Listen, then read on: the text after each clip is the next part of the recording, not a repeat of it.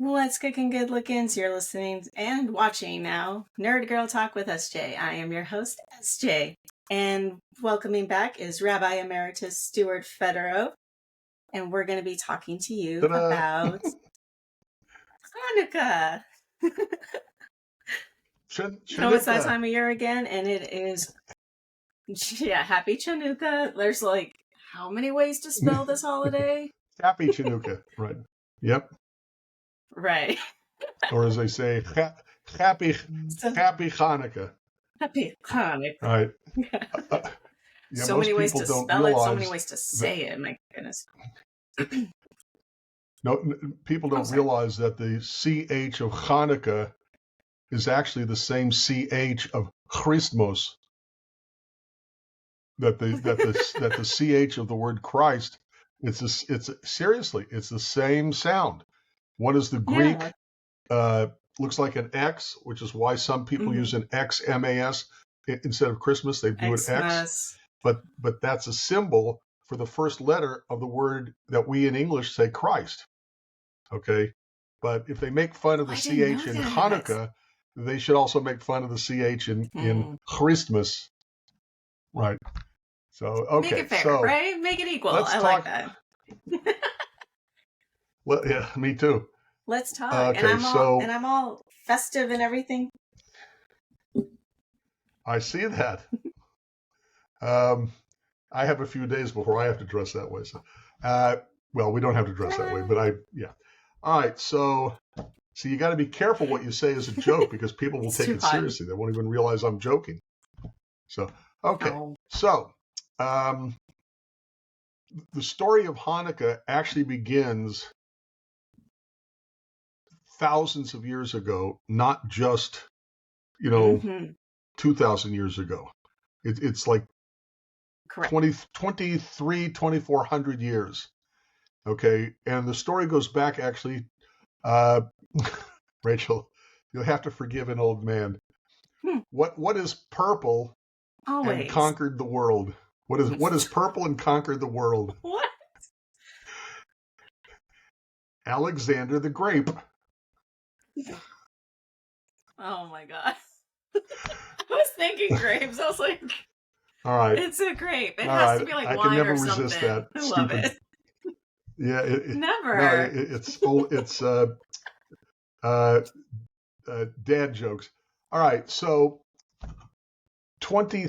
Which for those of y'all that don't know, it doesn't always come during Christmas. This year it's coming up later this week, in fact, Thursday night. And sometimes it's as early as Thanksgiving. It's been a couple of times. Well, no, actually, Hanukkah is the same date every year. Well, on the Jewish calendar. Right. It just, when you compare it to the Christian calendar. then just being technical. Right. Absolutely. Like we mentioned in our last video conference with the rabbi about Rosh Hashanah and Yom Kippur, Jewish holidays are, the Jewish calendar is a lunar calendar. So we can even gain up to a whole month. Right. It changed. It's a lunar calendar corrected by the sun. So it's not purely lunar. The Islamic calendar is only lunar. Oh. So their holidays move 10 days earlier every year. Oh, that's fascinating. You can't do that with a Jewish holiday like Passover. Must be in the spring. Oh, yeah. If we were purely lunar, in 5 years, it'd be 50 days off. We would be celebrating something that's supposed to be in the spring in the middle of winter. So learn something new every day. It would move through the season. So it's a lunar calendar corrected by the sun. Awesome. Like the Christian calendar, the Western calendar has a leap day. A leap year. That's it. The Jewish calendar has a leap year also. Gotcha. Right. So it doesn't work exactly the same way as, adding one day, but that's a longer discussion. Right. Right. Okay. So we are discussing Hanukkah, but yes, the story of Hanukkah really begins with Alexander the Great. Mm-hmm. And I will not tell you my favorite joke. Okay. Alexander the Great. Somewhere in the video. Don't worry, guys. Right. It's a good, bad joke. Yes. Dad joke is what it is. Yes. All right. So Alexander the Great conquered the known world. His empire went from like Western Europe all the way through, like past the Mediterranean, and I thought it went even almost to China or something, but it was huge. I think it did, yeah. Yeah. So when Alexander the Great died, he had no heirs.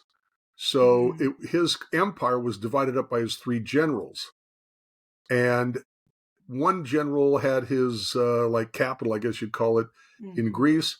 One had his capital in Syria. And the third general had his capital in Egypt.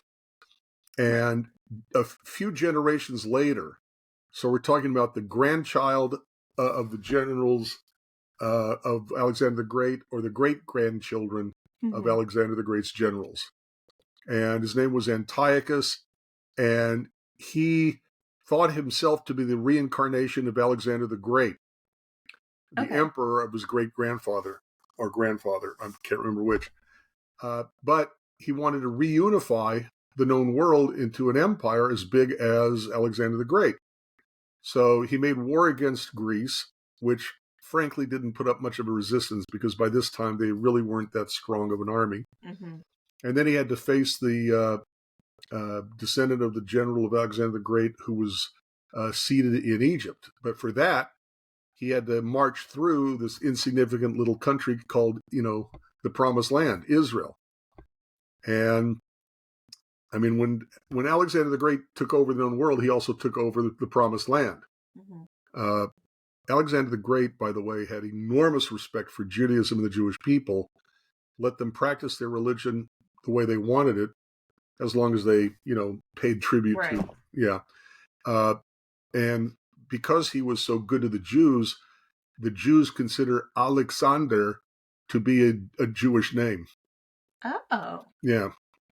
So at any rate, Antiochus, the Hellenized Syrian, because his seat of power was in Syria, made war against Greece and won it rather easily, and then made war against Egypt, and for that he had to go through the Promised Land. And while he went through the Promised Land, he saw the temple originally built by Solomon, rebuilt under Cyrus of Persia, and kept it in mind. He made a successful war against Egypt, reunifying the empire into Alexander the Great's size. And when the war is over, you have to pay your soldiers. So remembering this, great temple in Jerusalem, Alexander the Great took all the gold and silver to pay his troops with and went back to Syria. Okay. And now he had a problem on his hands. He had to unify the people. He didn't want to keep having, insurrection come up here and then, rebellion there. Right. And so he decided that the best way to do that was to unify all the people under the same religion. Because that always goes so over well. Yeah, not with the Jew. Everybody else didn't care. I mean, they already believed in multiple gods. Remember that this is about 2,200 years ago. Right. So you're either pagan, multiple gods, polytheism, or you're Jewish in the Western world. We're only talking about the Western world now. So, all right. So, I mean, he'd go to places, or his soldiers would, and they'd say, you have to now worship Zeus. And they'd say, okay. So all good until he came to the Jews. And the Jews told Alexander the Great, they said, hey, we'll do what you want. We'll obey your laws, but we're not going to become worshipers of Zeus. That to us is idolatry. We can't do that.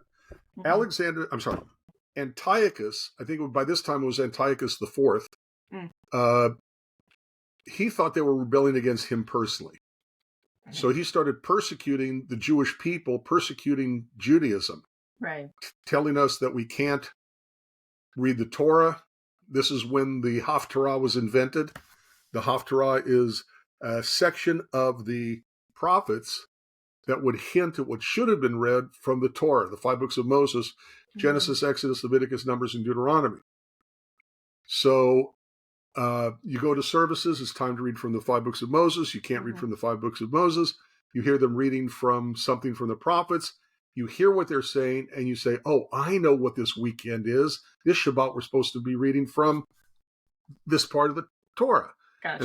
And then they would go home and in secret study the Torah. So, and that's why they picked the passages they picked to be the prophet reading, because it would hint at or say something about the Torah portion that was supposed to be read. When the Jews, by the Maccabees, that's the story of Hanukkah we're discussing, when they won the rebellion, they started reading from the Torah again, and then they also kept reading from the prophets because it enhanced the story. Okay. All right. At any rate, which, by the way, is why the passages of the prophets that we read along with the Torah portion have nothing to do with anything else except something in the Torah portion. And about 80% of the prophets was never chosen to be a prophet reading because it didn't have anything to do with the Torah. Oh. Right. Okay, so at any rate, Antiochus sends out his messengers to get everybody unified under the religion of worshiping Zeus and the pantheon of gods. And pantheon is a list of acceptable gods, so to speak. So they come to a country. They're also pagan. They say, worship Zeus as your number one, and we'll add your gods to our pantheon of acceptable gods to worship. And everybody says, fine, because they don't care. It's polytheism. One more won't hurt. Right.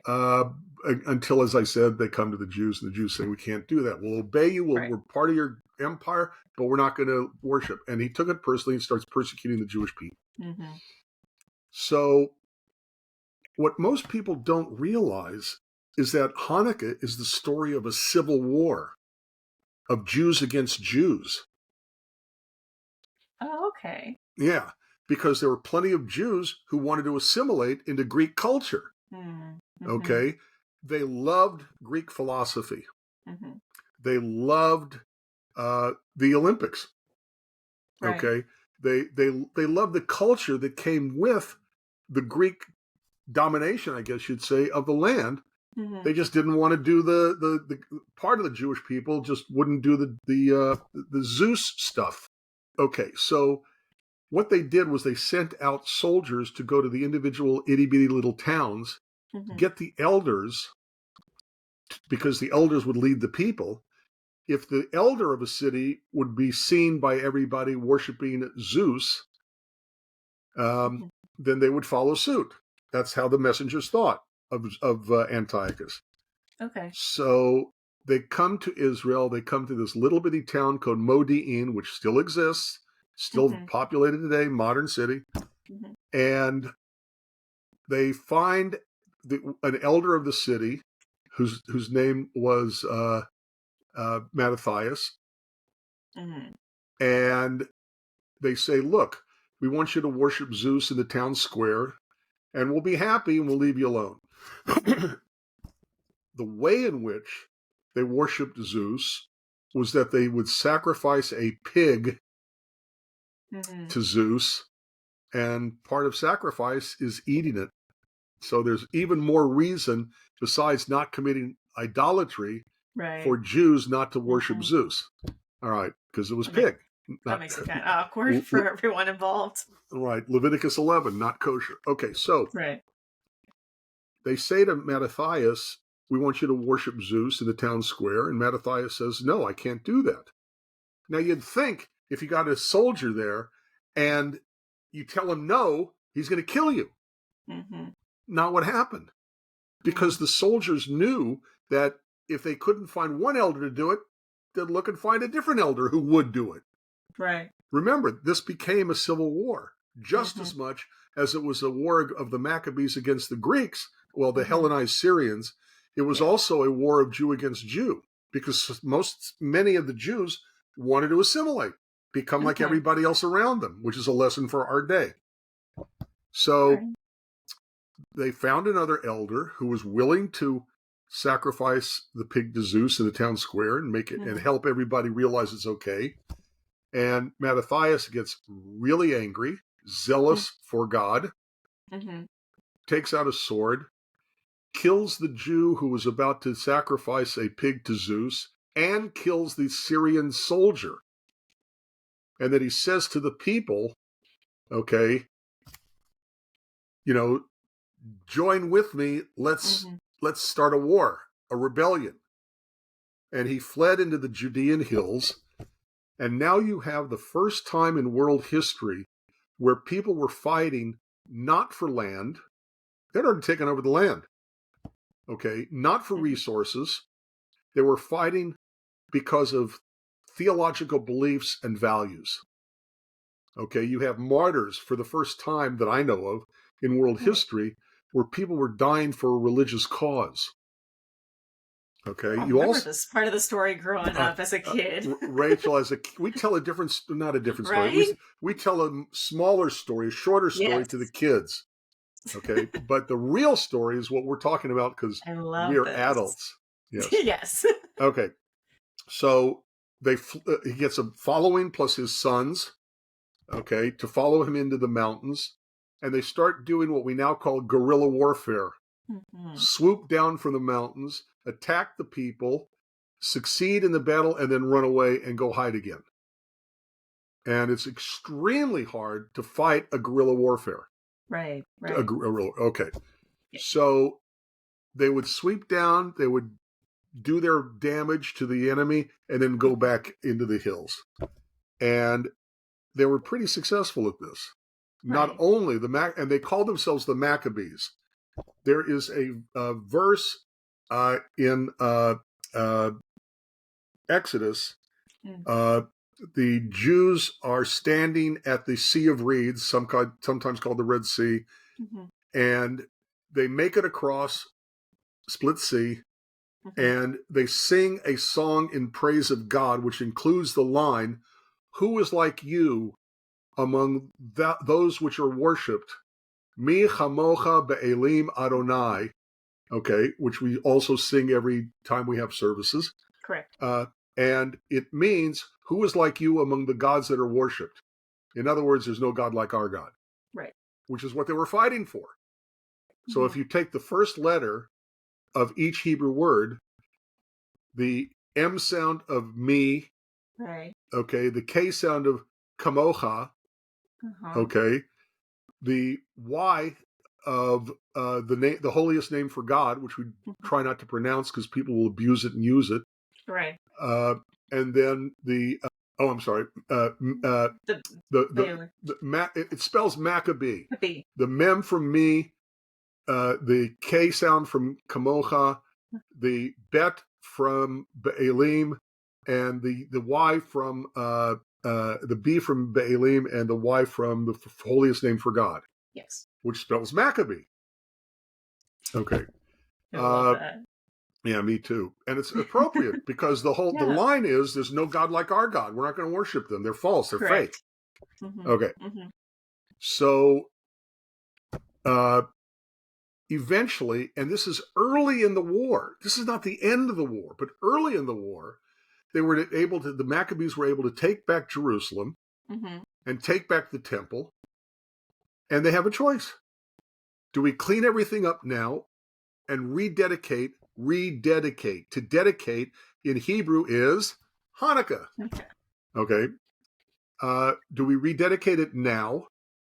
Or do we continue the war, and when we can stop fighting, then we come back and clean everything up? And they said, no, we want our temple back. Let's have the temple. So they get rid of all the idols of Zeus and the other gods. They get rid of all the...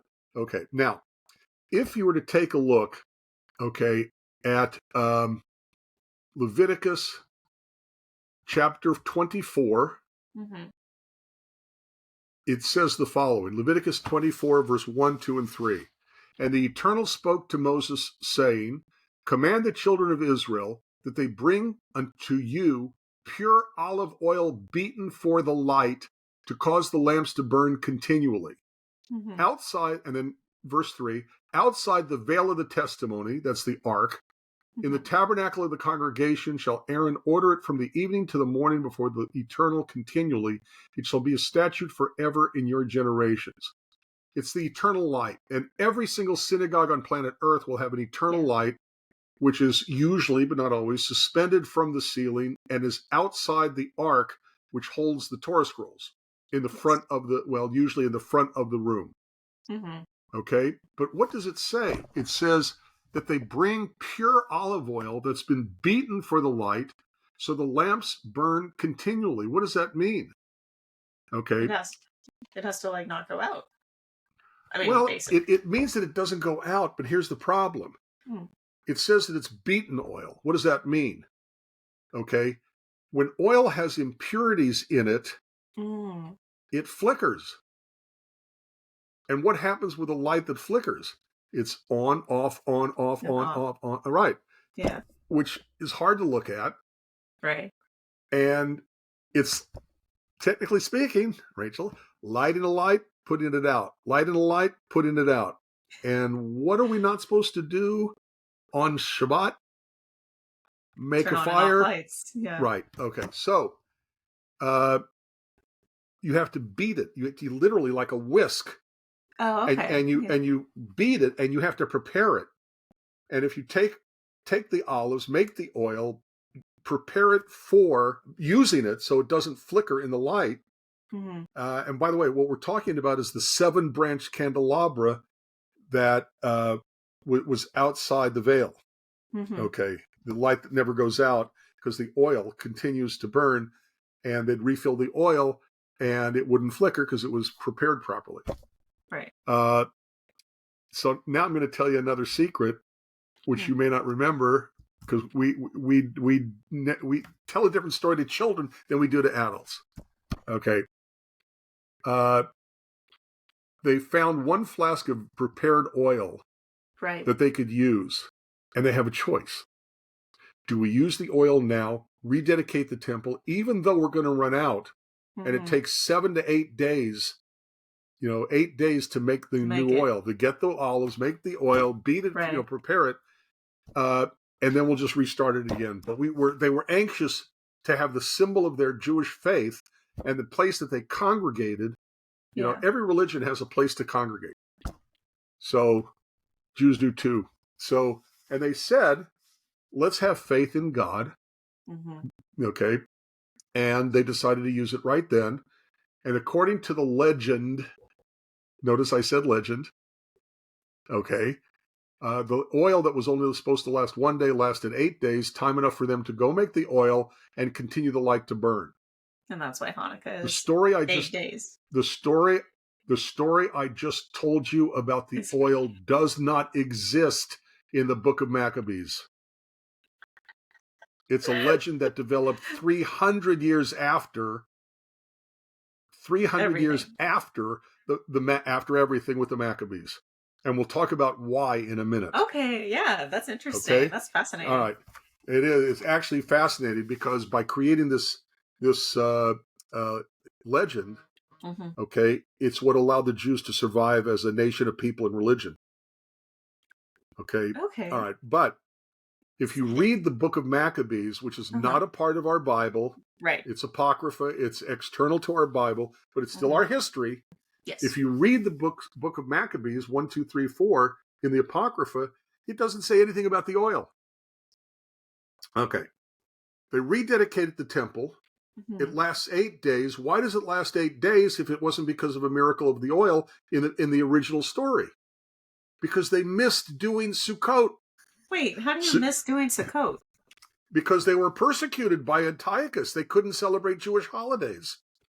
Oh, and Sukkot is the happiest Jewish holiday. It's a harvest festival. It's outdoors.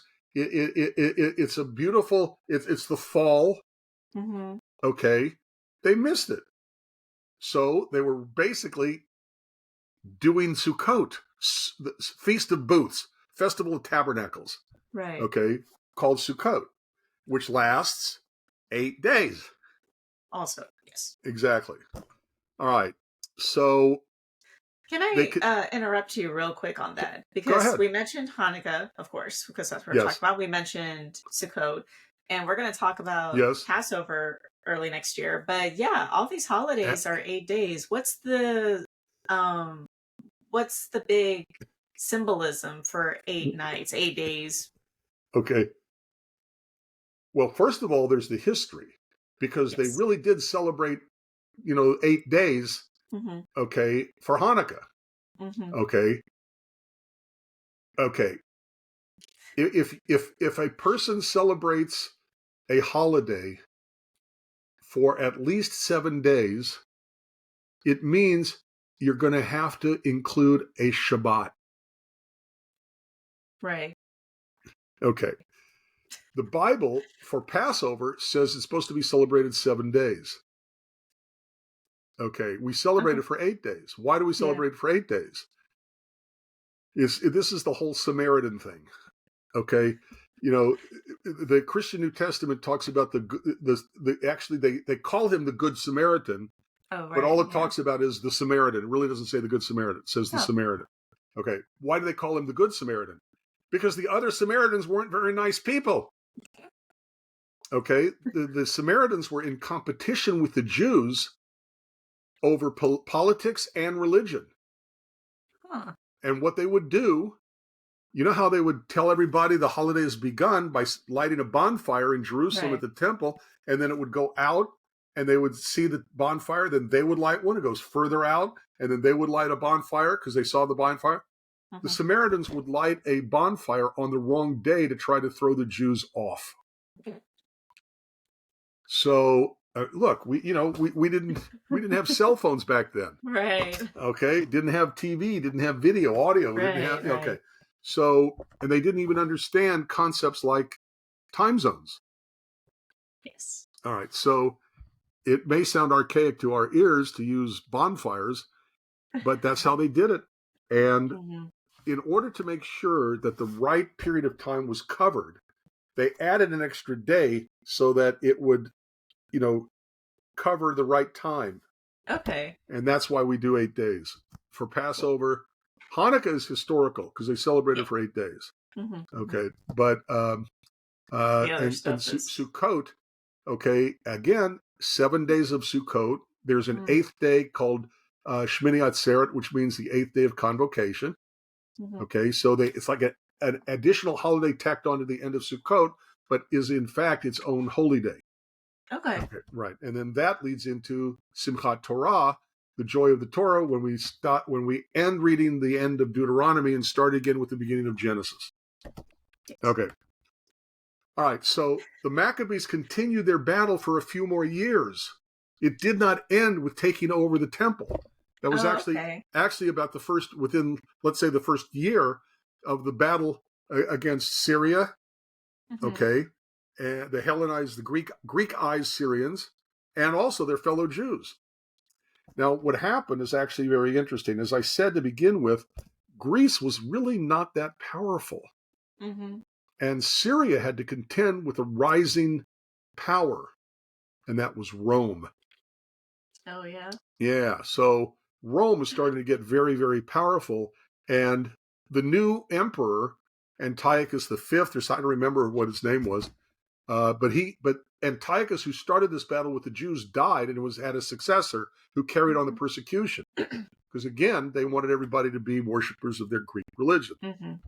Okay. They went to the peace table with the Jews. Mm-hmm. Okay. And they basically said, look, we got bigger fish to fry. We don't want to worry about you anymore. So we're going to give you some autonomy. You're not going to have absolute rule. You're not going to be a sovereign ruler of your own country. Okay, you're still going to be a tributary, pay tribute to Syria, okay, but we're done with you. So we're not making war against you. You don't make war against us. Stop the guerrilla warfare. Peace table. Leave us alone. We got bigger fish to fry. Yeah. So the Maccabees were not really totally sovereign rulers of their own land. They were, as far as the people who lived there were concerned, but not internationally. Gotcha. Okay. By the time they went back to the peace table, okay, many of the Maccabees, the original Maccabees, the brothers, the sons of Mattathias, were dead. Okay. And That's when you get the Hasmoneans dynasty. Okay. This is very problematic, by the way, historically, because to be a king, you have to be from the tribe of Judah.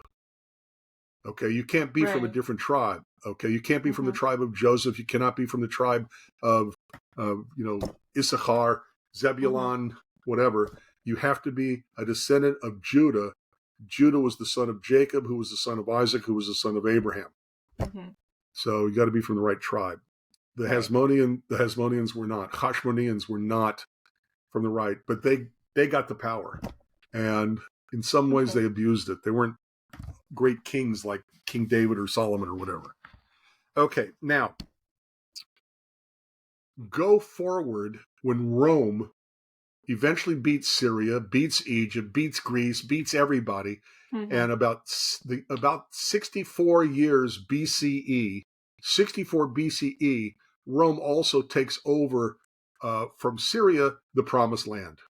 So now Rome is governing Israel. Right. And Rome was vicious. If they even thought you were thinking rebellion, they'd kill you. Right. Okay. So, come on, you can't. If a Roman soldier goes up to a kid and says, "Hey, you're lighting this 9-branch candelabra. Why are you doing that?" And the kid says, "Oh, it celebrates our successful victory against the ruling power." I don't think Rome is going to be very happy to hear that. No, not really. So, if you take a look at the Talmudic passage, okay, and wait a minute. That's not it either. Yes. Okay. If you take a look at, I don't have the exact quotation. I mean, I have the quotation. I forgot to put where it comes from, but it's in the Talmud. Okay. And in the Talmud, it's a very strange way of writing a paragraph about the history of a holiday you're celebrating. It begins, what is the reason for Hanukkah? Our rabbis taught on the 25th day of Kislev, that's the name of the Jewish month, begins the holiday of Hanukkah, which are 8 days long, during which lamentation and fasting are forbidden.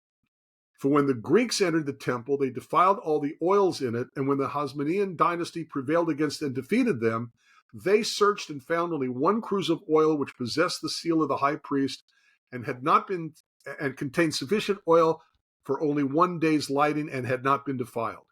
A miracle occurred there, and they lit the lamp for 8 days. The following year, these days were appointed a festival with the recitation of Hallel, that's the praises of God, and thanksgiving. It's weird that it begins, what is the reason for Hanukkah, and gives an answer. Most of the time, they just say, Hanukkah is about this. So it sounds like it's a catechism. It sounds like it's teaching people, if you are asked, what is the reason for Hanukkah? This is the answer we want you to give. Okay. Now, by turning the holiday into a religious success instead of a military success, rabbis really don't like military holidays. Right. Okay, they don't want to glorify war. It's very hard for people to understand that, especially given the modern period right now. Okay, Jews don't go to war that quickly. We don't go to fight that quickly. We tend to be, let's talk it out. Right. Remember, Esau was the man of the field. He was the big burly, hunter guy. But Judaism didn't go through Esau. Okay, he went through Jacob. Jacob was was not a man of the outdoors. He was weaker. He was, smart, but he was, right. And that's the epitome of that's what we Jews are. Okay, we tend to go to the discussion table instead of the field of war, field of battle. Gotcha. All right. At any rate, so it reads like it's teaching people how to respond to the question, what is this Hanukkah? Well, it's about, the oil that lasted. It's a miracle. It gives the success of the holiday to God instead of humans. It's pacifying, creating more peaceful the holiday. Okay. But that meant Rome didn't have to worry about the Jews celebrating a holiday of rebellion against the ruling power. So by creating that story that we know and love, okay, we do.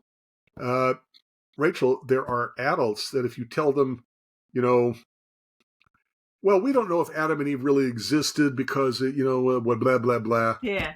I do, but be that as it may. The point is that they'll shrug their shoulders and go, okay. Right. You tell the same people that the oil story is a legend. What? How can you say that? Okay. Our childhood is very strong still within us. Absolutely. Absolutely. So now, and you have a few. So what we do now to celebrate, and what we've done since the days of the rabbis, is we celebrate Hanukkah by lighting a special candelabra. Yes. Okay. Put up the oil one. The oil one? Yeah. Yeah, because it's really cool. Yeah. It is really cool. Okay. See, I just got this in 2021. All right. Now keep it on screen. Yeah. Notice that you've got 9 little cups for the oil. Mm-hmm. One of them is higher than the other 8. Okay. Now, if the whole point of the oil story is purity, you don't want to light the candles with the profane match. Okay. Right. Matches can be used for cigarettes. Matches can be, you want to keep the idea of holiness about it. Mm-hmm. So we take a match and we light the one in the middle, the higher one.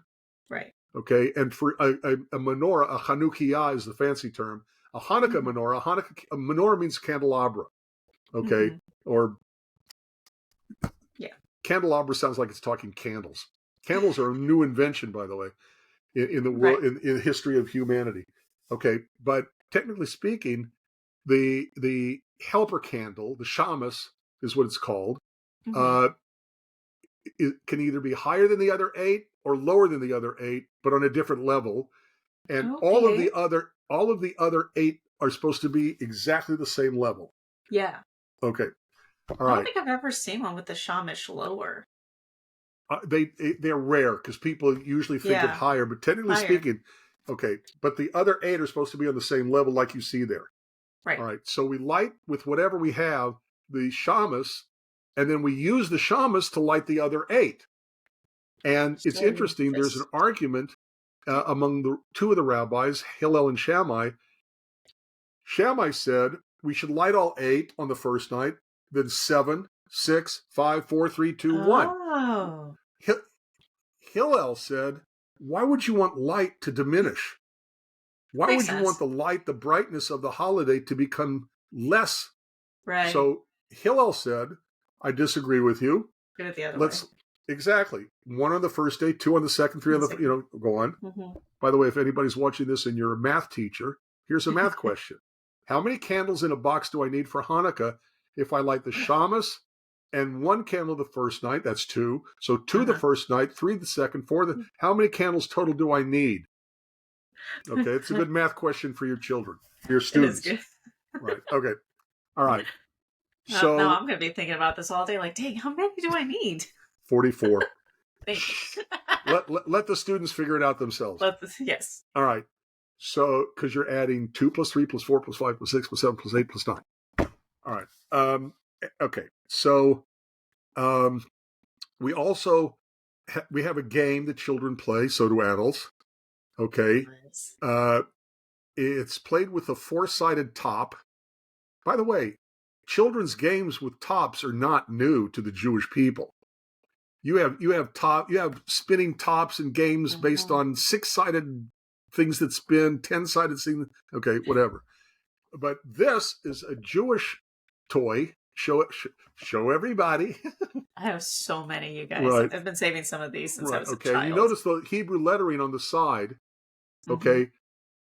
We start with this one. It's called a dreidel. It's called a dreidel. Okay. Dreidel basically means top. Okay. It has 4 sides, and each side has a letter on it. Okay. And it's Nes Gadol Haya Sham. A great miracle happened there. When they manufacture dreidels in the state of Israel, they say Nes Gadol Haya Po. A great miracle happened here. Okay. Which I have at least that kind of thing got your Right, vote. right. Okay, and it's a game. Depending on which letter lands facing up, it determines what you do in the game. Yeah. Okay, and there are different rules for different ways of playing, but that's the basic idea to the game. Why do they have this game? According to the legend, I have no reason not to believe it's true, is that people would be studying the Torah against the law of Greece, of Syria, and here comes a soldier, quick, pull out the dreidel. And they come and they see they're playing a game. Okay. And then the soldier would, oh, okay, you're not studying. As long as you're not studying Judaism, you're going to go on. Okay. Go on so about your day. Don't ask me which one. I don't remember because I'm an old man. But one letter is upright, okay, and you lose your turn. Another side comes up, and okay, another side comes up, and you put in to the pot. That's okay, okay. Another side comes up, and you get half of what's in the pot, and then the fourth one, you get the whole thing. Okay, so you're putting in, you're taking out. Okay, and when somebody wins the pot, everybody puts in to begin with, so there's something in the pot. All right. So. And we say pot, but of course, since we played this as kids, we had like pennies, we had gelt, the chocolate coins, we had peanuts. Yeah. I think we played one time. Oh, but see, the chocolate coins has a very interesting history to it. Oh, okay, in Judaism, we never gave presents for Hanukkah. Originally, right? Yeah. Yeah. Okay. What do Jews do when it's a holiday? We give money to the poor. So to teach children the idea of tzedakah, badly translated as giving charity, that's not really what it means, but whatever. Okay. It's a whole different video. That's a whole other conversation. Right. Okay. In order to teach children the importance of giving money to poor people, to people less fortunate than you give them money, and then they give it to the poor. Yeah. So it comes from their hand. Well, kids like chocolate, and some manufacturing company, it's called commercialization. It's not really Christmas that gets commercialized. Of course not. Right. So somebody started making chocolate in the shape of a coin that was in a golden aluminum foil wrapper. Yeah. Okay. And they would eat the chocolate.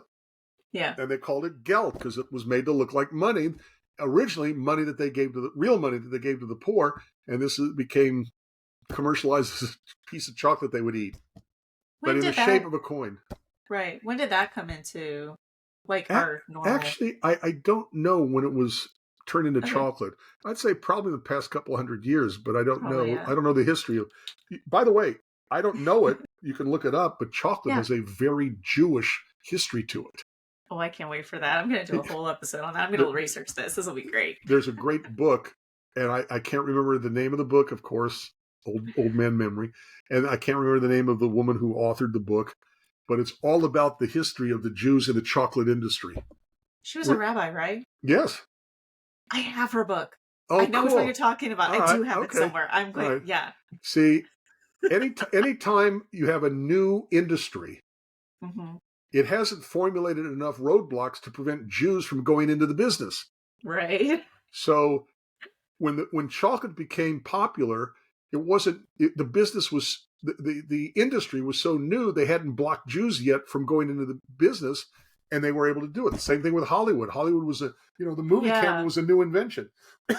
So they hadn't created obstacles for the Jews yet, and that's why they were able to get into the business. Yep. By the way, a couple other things that we have to say.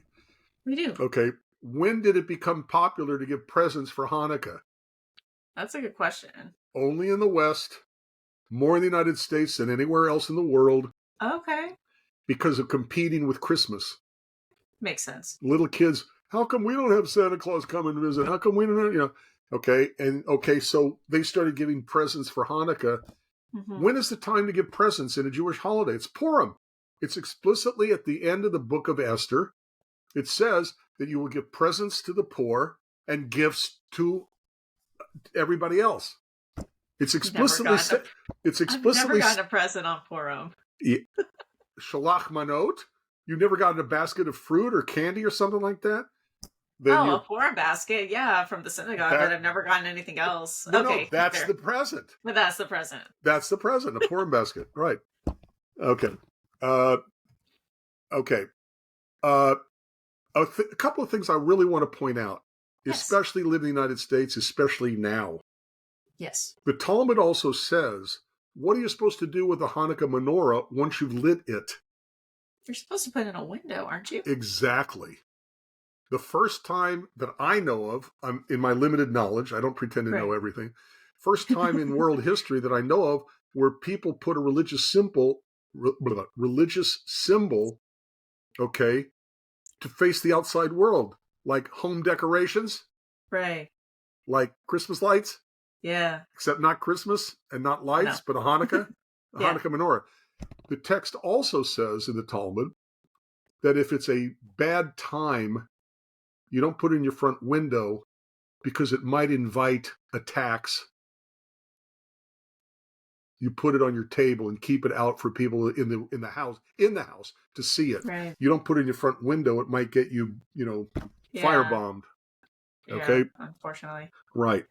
I never understood that tradition because growing up, we always thought that's a fire hazard, especially with curtains and stuff nowadays. So we've never done that. Right. Well, it's always been inside. Right. We would put it in the front window for a little while, but then we would because it's burning, we'd take it.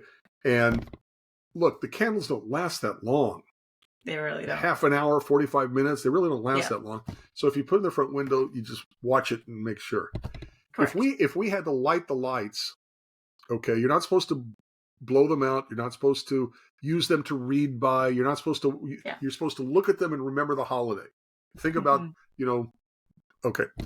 My mom would put the menorah, the Hanukkah, in the sink because the sink was made of metal and it couldn't burn anything. And then we would leave. And then if we had to, that's what she would do so we could leave without worrying about it burning down the house. Well, that's fair. Right, of course. One more thing I want to remind you of. Yeah. Okay.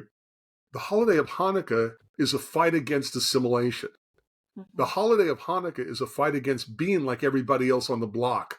Right. The holiday of Hanukkah is a way of saying we're different and we're proud of our differences and we want to stay different. We don't want to give in to the Hellenism, being Greek and doing all those things. Right. Rachel, it's also interesting to note that Antiochus, who persecuted the Jews, called himself Antiochus Epiphanes. What does that mean? It means Antiochus, who is God in the flesh. Oof. Imagine that. A human being thinking they were God. And the Jews said, no, the Bible is explicitly clear. Numbers chapter 23:19, if God were a man, he'd be a liar. The Bible does everything it can to differentiate between God on one hand and human beings on the other, because the hallmark of pagan beliefs is confusing God with human beings. That's why Pharaoh of Egypt was considered a god. Yeah. Okay.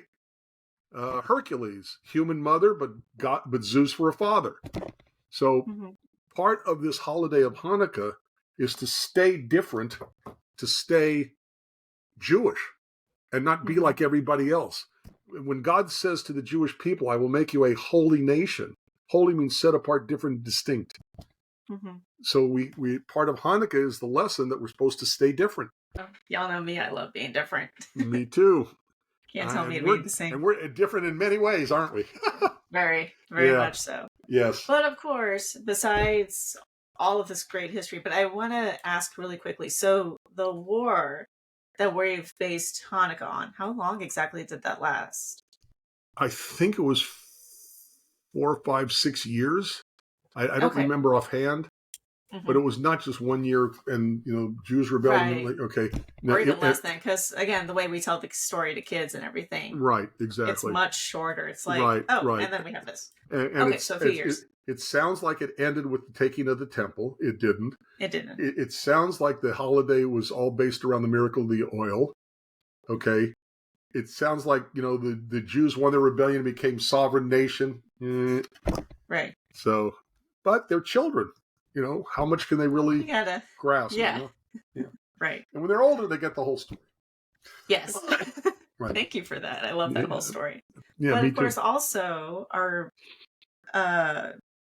big traditions about any Jewish holiday is the food. I forgot. I'm glad you brought that up. Yeah, I'm always a hungry Carolee. Me too. Okay. The story of Hanukkah is the oil. Yes. Okay, that's the one. Okay.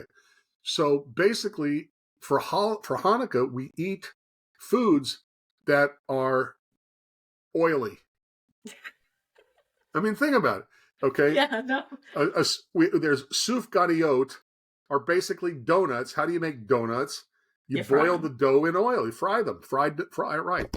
So, how like an eclair is dough, and then inside they inject all this gooey stuff. Yes. All right. Or you go to Dunkin' Donuts or whatever, and there are donuts with injected jellies. Yeah. That's what a sufganiyot is. That's what sufganiyot are. I thought eclairs are baked, but beside the point. Well, believe me, you know more about cooking than I don't. Rachel, I know this is going to surprise you. I'm actually cooking my own breakfast now. I'm cooking. Can you believe it? I love it. Yeah. Well, but I haven't made change is growth. Change is growth. I've actually never made jelly donuts, sweet sufganiyot, but I did cheesy ones before, back when I was like, early in college. It was like cream cheese and then like shredded cheese and stuff, and I ate so many of them, like I made myself sick, and now I get triggered every time I see them. I was like, nope, can't do it. Even if they're jelly donuts? Well, not the jellied ones, but the cheesy ones. Every time we thought about doing it, because I made them for my friends, and my friends loved them, and so we all just started cooking them together, and I was like, I can't do this with y'all anymore. You guys can enjoy them all you want. I can't. Yes. I can't. Right. But then the other thing is latkes. And I actually didn't start liking latkes until the last few years, like maybe 2020. And Chef Rachel, how do you make latkes? You shred potatoes and sometimes onions, and you fry them in oil. Fry them in oil. There you go. So potato pancakes, so to speak. Right. Right. But they're made. You chop up potato, and I think there's some flour you put in with it, with something like that. To like bind it together, with the eggs. Yeah. Or of course, if you're easy, you go for a mix. That's my folks. They do a mix. I'm like, can we do authentic, please? Some places hash browns remind me of latkes. Yep. Yeah. Mm-hmm. So, all right. I think we covered everything. I'm glad you reminded me about the foods. Well, that's always one of the most important parts. Right. Yes. Yes. But that's just hilarious. Everyone's been trying to get rid of us for like 3,000 years, and we clog our arteries with these things. Yet we survive. Yet we survive. Thank you. Thank God we survived. Good day, you knew. Yeah. Thank you so much for coming back on and talking with us, always, Rabbi. It's always fun listening to you. Well, thank you. You can still check out his video, How to Speak Hebrew in 3 Hours. I'll put the link in the description box below. Do we have a new one? Rachel, it's got over 500,000 views. 500,000 views. Mazel. Not even 11 months. I love it. Yay. I never thought that would happen. That's just amazing to me. Mazel tov. I love that. Thank you. So we're going to link that again. It's called Hebrew Jumpstart. It's on YouTube. Free and open to the world. Yes. And then you still got your book. I could put that link in the description box. Please, too. yes. The book is Still right there. Yep. Judaism and Christianity, a contrast. Okay. Love it. Can you see this right side up, or is it backwards? It is right side up this time. Oh, okay. All right. Good. I think mine was backwards. That's interesting. All right. So at any rate, it's Judaism and Christianity, a contrast. It's also been translated into Spanish, Judaísmo y Cristianismo, un contraste. Pardon my bad Spanish. And it's also been translated to Portuguese. Ooh. Yes. So. Love that. Yeah, me too. So it's also in the process of being translated into French. You know who's doing that? Katie. Well, she said she'd think about it. I don't. Yeah, it's a lot of work. It's a lot of work. Oh, I'm sure. Yeah, no, absolutely. That'd be so great if she does. There are 2 people in outside of Pretoria, South Africa, who are translated it into Afrikaans. Ooh. And it's did I say it? It's also been translated into Hebrew, but I'm having trouble finding somebody in Israel to publish it. So. Wow. Yeah, I know. And yeah. All right. Yeah. Yep. Thank you so much for coming on again. Anytime. Thank you for having me. Of course. All right, you guys, stay cooking, stay good looking. Happy Hanukkah. We'll see you next time. Bye.